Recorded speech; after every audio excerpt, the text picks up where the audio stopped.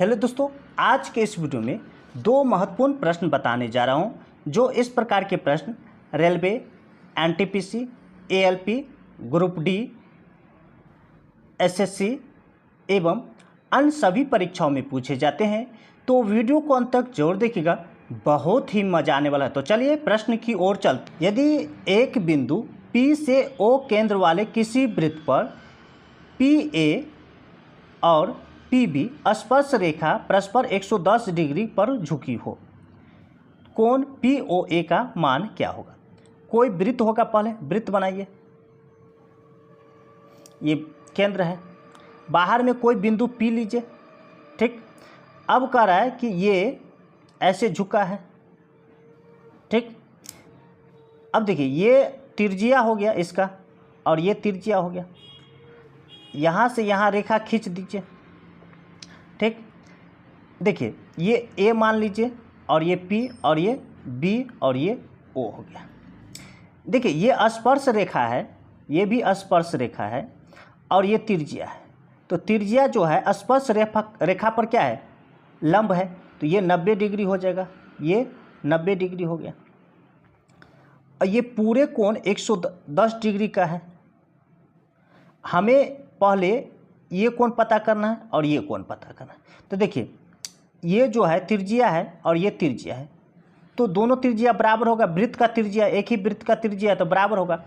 तो बराबर भुजा के, देखिए ये भुजा के सामने का कोण, ये भुजा के सामने का कोण, अगर ये बराबर है तो बराबर भुजा के सामने का कोण भी बराबर होता है। तो ये और ये कोण दोनों बराबर हो जाएगा, ठीक। तो ये देखिए, पूरे कोण जो है, ये दोनों पूरे कोण 110 डिग्री है। तो इसको आधा कर देंगे, 110 का आधा कर देंगे तो कितना? 55 हो जाएगा, यानी 55 डिग्री। तो यहाँ से पता चल गया, यानी ये कोण जो है, ये कोण 55 डिग्री हो गया।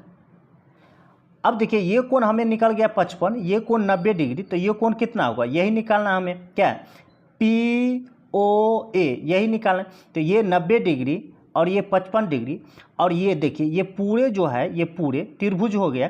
तो त्रिभुज के तीनों कोण का योग 180 डिग्री, ठीक। 180 डिग्री होता है तीनों कोणों का योग। तो ये कोण और ये कोण को जोड़ करके इसमें से घटा लीजिए। तो 55 और 90 कितना होता है? 145। 145 इसमें से घटा लीजिए तो ये कोण निकल जाएगा। तो देखिए, 10 में से 5 घटेगा तो 5, 7 में से 4 घटेगा तो 3, 1 1 0, यानी 35 डिग्री। ये आपका डी नंबर। चलिए अगले प्रश्न की ओर चलते हैं।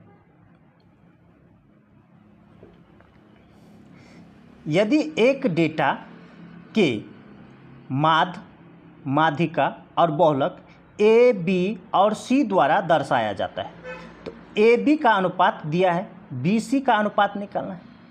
अब देखिए, ए जो है क्या है? माध्य है। ए क्या है? माध्य है। और बी क्या है? माध्यिका है।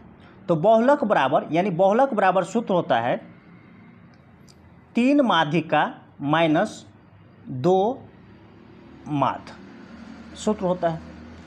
अब देखिए, यहाँ पर x लगा देंगे तो 9x हो जाएगा और ये 8x हो जाएगा। ए मतलब क्या? माध्य। ए मतलब क्या? माध्य। माध्यिका बी, तो बी 8x हुआ। तो यहाँ पर 3 गुने 8x, यानी माध्यिका बी हुआ तो 8x माइनस 2 गुने माध्य तो 9x। अब देखिए, दोनों को गुना करेंगे तो 24x माइनस 9 दूना 18x बराबर घट के कितना आएगा? 6x। ये क्या आ गया? सी का मान, यानी बहुलक। अब हमें निकालना किसका? बी अनुपात सी। तो बी क्या है? देखिए, बी जो है माध्यिका है और माध्यिका बराबर कितना है? 8x। तो यहाँ पर 8x रखेंगे अनुपात सी। सी क्या है?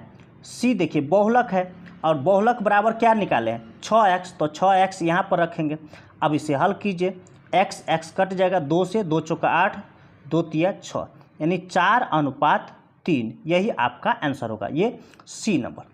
इसी तरह का ट्रिक पाने के लिए हमारे चैनल को सब्सक्राइब कीजिए, लाइक कीजिए और अपने दोस्तों के साथ शेयर जरूर कीजिए। फिर मिलते हैं वीडियो में, तब तक के लिए धन्यवाद।